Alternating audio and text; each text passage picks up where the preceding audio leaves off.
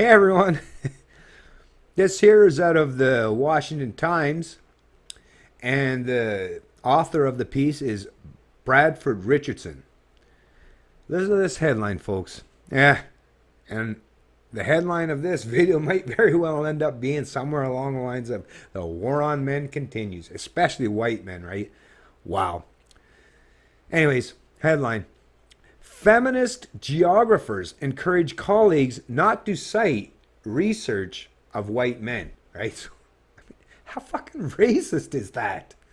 Holy shit. You think about who the people are always talking about. Like, everyone's always suggesting and such. Well, not everyone, I should say. That's a very collective way to think. But sorry, apologize right away on that one, right? I'll try to correct my mistakes. And help hold me to account when I mess up, right? That's the best thing we can do for each other. Anyways, some people continue to keep putting forth this message of pure racism towards white men, sexism and racism. But yet, all they continually talk about, these same people, are how racist and sexist white men are. But that statement alone is sexist and racist. That's the part that I'm continuing baffled, and I hope, and I do suspect as much, that the population, even though right now the divisive politics is keeping people, a lot of them, at bay, but I think over time most people will come to the common sense judgment and realization that, yeah, no, it's not white men, it's these political activists, these identity politics types, these social justice warriors, the ones that want to use the full force and power of the state as a means to oppress or deny the rights of people that they deem as their opponents or as their own perceived oppressors, right? That's truth. That's just truth of the matter here. Two feminist geographers are encouraging their colleagues to be more mindful about citing the research of white males because doing so contributes to the reproduction of white heteromasculinity of geographical thought and scholarship. Dang. Writing in Gender, Place, and Culture, a journal of feminist geography, Carrie Mott and Daniel Cockayne argue that considering an author's gender, race, or sexuality prior to citation can be an effective feminist and anti-racist technology of resistance that demonstrates engagement with those authors and voices we want to carry forward. Shouldn't it be based on the kind of stuff they're putting forward, not what color their skin is or what their sex is? Like I say, you want to know who the true races and sexes are in the world, right? Look no further. Damn. The author points out that whether an academic research is cited by his peers has significant implications for promotion, tenure, and influence.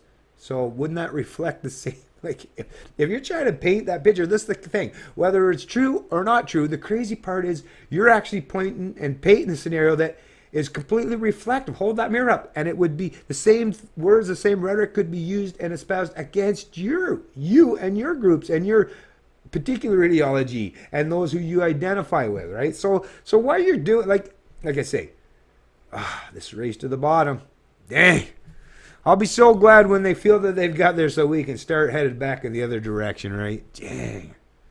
Therefore, to cite only white men does a disservice to researchers and writers who are othered by white masculinism.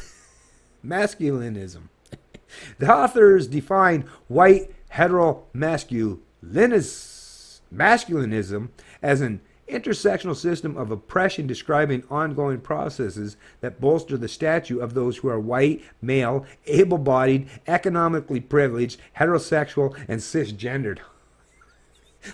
All those terms are so stereotyping and so derogatory in nature, and prejudice, sexist, racist. It's like holy contradictions. Yeah, I'm not going to read a whole lot more in this article because, yeah, this kind of stuff doesn't deserve a whole lot of time other than to point out the blatant hypocrisy and bullshit espoused by this kind of rhetoric, right?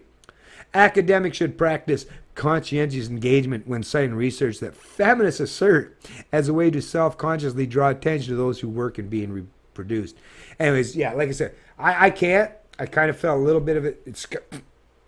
It's almost kind of making me sick because, yeah, I don't want to give these kind of people too much of a platform, right? And give them too much stuff. Although I always place a link to the articles in the description of my videos. So by all means, that's what I do. It's like I'm giving you an opinion. This is opinion based myself. I'm not right, but my opinions are based, and you'll know this just by understanding and 2 + 2 = 4. I'm at least trying to be objective, right? Of course, I have opinions of my own, but it's not about me. It should never be about me as a person, or the color of my skin, or my race, or the history of my culture. It should be based on what's true, what's objective, what's logical, what's moral, what's principled, what's universally consistent. That's the basis. That's the foundation of the kind of principles that me, as a libertarian, that's the kind of stuff that I want to espouse. Not divisive politics, not culture Marxism, not SJW. I don't care how popular it is. I'll walk the other way when there's 1,000 people going in the opposite direction, just to show you I don't care. I'm not a conformist. I'm all about intellectual enlightenment and development of the human mind. Not continuing on this race to the bottom of divisive politics, right? The divide and conquer attitude. Yes, it may help and benefit people in the short term, politically, but for societies at large, or people, just people, it's detrimental to your health, not just social, but intellectual and economic. It's Canadian Libertarian, and I love liberty.